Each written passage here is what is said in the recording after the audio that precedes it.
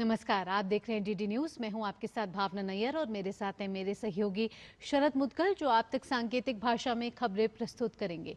शुरुआत करते हैं सुबह की सुर्खियों के साथ। राष्ट्रपति द्रौपदी मुर्मू आज वितरित करेंगी राष्ट्रीय फिल्म पुरस्कार। शाहरुख खान और विक्रांत मैसी को बेहतरीन अभिनेता और रानी मुखर्जी को दिया जाएगा बेहतरीन अभिनेत्री का पुरस्कार।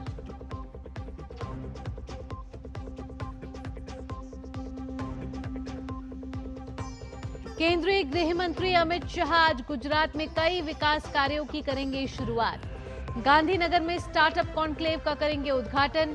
अहमदाबाद में करेंगे समीक्षा बैठक।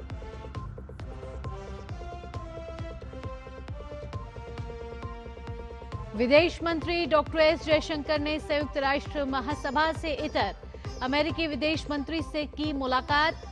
व्यापार, रक्षा और ऊर्जा सहित प्रमुख क्षेत्रों में रणनीतिक सहयोग पर हुई चर्चा।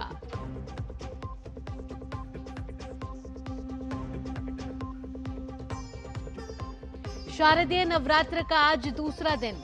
आज हो रही है मां दुर्गा के दूसरे रूप ब्रह्मचारिणी की पूजा। आदिशक्ति के जयकारों से गूंजे मां के दरबार।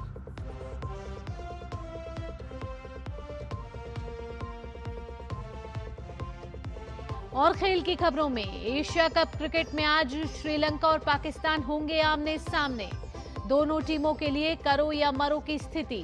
सुपर 4 के शुरुआती मैच में दोनों टीमों को मिली थी शिकस्त।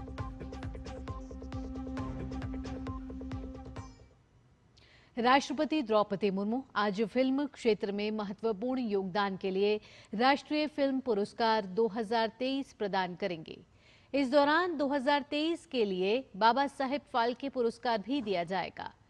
कोविड-19 के कारण यह पुरस्कार समारोह 2 साल पीछे के आधार पर चल रहा है।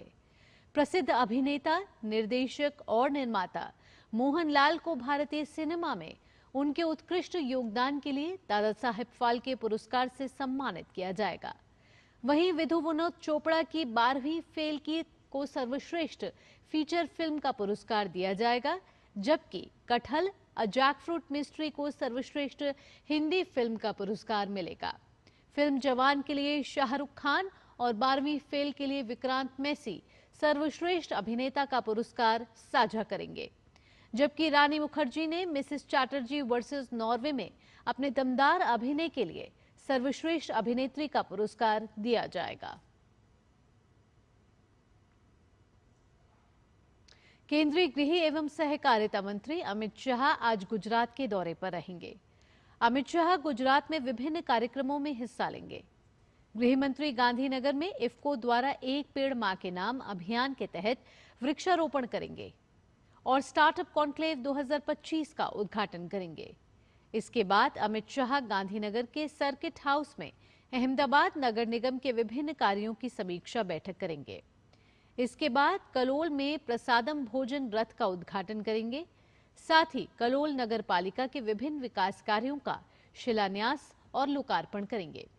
अमित शाह माणसा में कृषि उपज मंडी समिति के नए कार्यालय का उद्घाटन और सरदार पटेल की प्रतिमा का अनावरण करेंगे। माणसा में ही सोनी सूर्यबेन ढायालाल स्कूल परिसर का शुभारंभ भी करेंगे। शाम को नवरात्र के शुभ अवसर पर माणसा में बहुचर माताजी मंदिर में पूजा अर्चना करेंगे। वहीं गांधीनगर में केसरिया गरबा नवरात्रि उत्सव में भाग लेंगे और सार्वजनिक गरबा उत्सव में शामिल होंगे। विदेश मंत्री डॉक्टर एस जयशंकर ने अपने अमेरिकी समकक्ष मार्क रूबियो से संयुक्त राष्ट्र महासभा सत्र के दौरान मुलाकात की। उन्होंने लिखा, न्यूयॉर्क में अमेरिकी विदेश मंत्री मार्को रूबियो से मिलकर अच्छा लगा। हमारी बातचीत में वर्तमान चिंता के कई द्विपक्षीय और अंतर्राष्ट्रीय मुद्दों पर चर्चा हुई। प्राथमिकता वाले क्षेत्रों में प्रगति के लिए निरंतर सहयोग के महत्व पर सहमति बनी। हम संपर्क में बने रहेंगे। भारत और अमेरिका के बीच इस समय व्यापार, निवेश, रक्षा सहयोग, नई प्रौद्योगिकी और वीजा जैसे मुद्दे प्रमुख हैं। अमेरिकी प्रशासन द्वारा हाल ही में नई वीजा शुल्क व्यवस्था पर दी गई स्पष्टता में भारतीय आईटी कंपनियों और स्टार्टअप्स को राहत दी गई है। वहीं कुछ भारतीय निर्यातों पर टैरिफ का सवाल अब भी समाधान की प्रतीक्षा में है।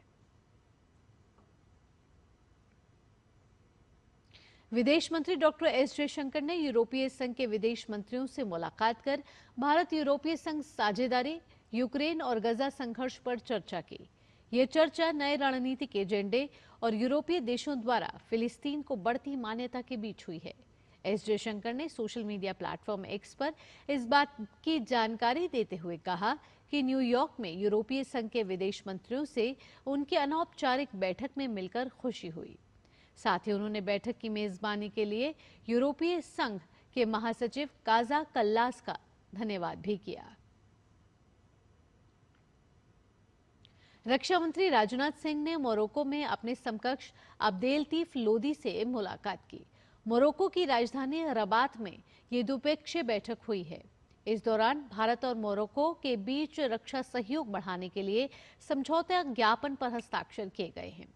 दोनों नेताओं ने रक्षा उद्योग में सहयोग बढ़ाने का निर्णय लिया और आतंकवाद निरोध, समुद्री सुरक्षा, साइबर सुरक्षा, शांति अभियान, सैन्य चिकित्सा और विशेषज्ञों के आदान प्रदान को शामिल करते हुए एक व्यापक रोडमैप पर सहमति जताई।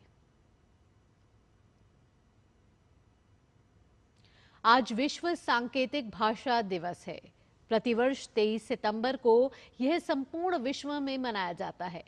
संकेतों का व्यक्ति के जीवन में विशेष महत्व है। जन्म से लेकर अंतिम समय तक मनुष्य संकेतों का विभिन्न माध्यमों से प्रयोग करता रहता है। आधुनिक सांकेतिक भाषा का प्रारंभ 18वीं शताब्दी में हुआ, जब बधिर शिक्षा के लिए विशेष शिक्षण केंद्रों की स्थापना की गई। भारत में बधिर लोगों का प्रतिशत कुल जनसंख्या का लगभग 2.2 है। लगभग 2.5 करोड़ लोगों की ये संख्या सांकेतिक भाषा का प्रयोग कर भव्य भारत के निर्माण में सहयोग कर रही है।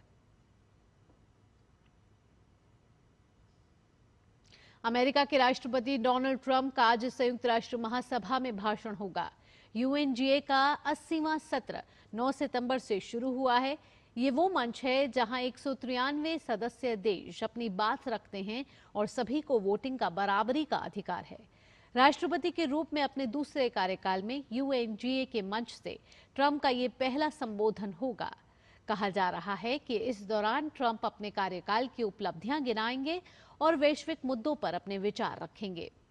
इससे पहले ट्रंप ने साल 2017 से 2021 के बीच अपने पहले कार्यकाल में इस मंच से अपनी बात रखी थी।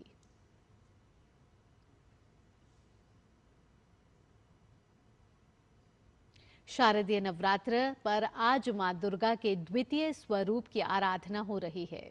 आज तमाम मंदिरों और घरों में मां ब्रह्मचारिणी की पूजा अर्चना की जा रही है। इन्हें तपस्या और संयम का प्रतीक माना जाता है। मां ब्रह्मचारिणी ने कठोर तपस्या करके भगवान शिव को पति के रूप में प्राप्त किया था। माना जाता है कि उनकी पूजा से तप, धैर्य, त्याग और संयम की शक्ति आती है। मां ब्रह्मचारिणी सफेद रंग की साड़ी धारण करती हैं। इनके दाएं हाथ में माला और बाएं हाथ में कमंडल है। खेल की खबरों में क्रिकेट एशिया कप 2025 के सुपर 4 के एक मुकाबले में आज श्रीलंका और पाकिस्तान आमने सामने होने वाले हैं। सुपर 4 में दोनों टीमें अपनी पहली जीत की तलाश में हैं, क्योंकि शुरुआती हार ने उन्हें बैकफुट पर ला दिया है। भारत और बांग्लादेश 2-2 पॉइंट्स के साथ टॉप पर हैं। ऐसे में श्रीलंका और पाकिस्तान को फाइनल की रेस में बने रहने के लिए ये मुकाबला हर हाल में जीतना होगा। यानी ये मैच दोनों ही टीमों के लिए करो या मरो की स्थिति है। हारने वाली टीम के लिए फाइनल का दरवाजा लगभग बंद हो जाएगा। इसी के साथ इस विशेष बुलेटिन में इतना ही। मुझे और मेरे सहयोगी शरद के साथ टीम को दीजिए फिलहाल के लिए अनुमति। खबरों का सिलसिला यूं ही जारी रहेगा। नमस्कार।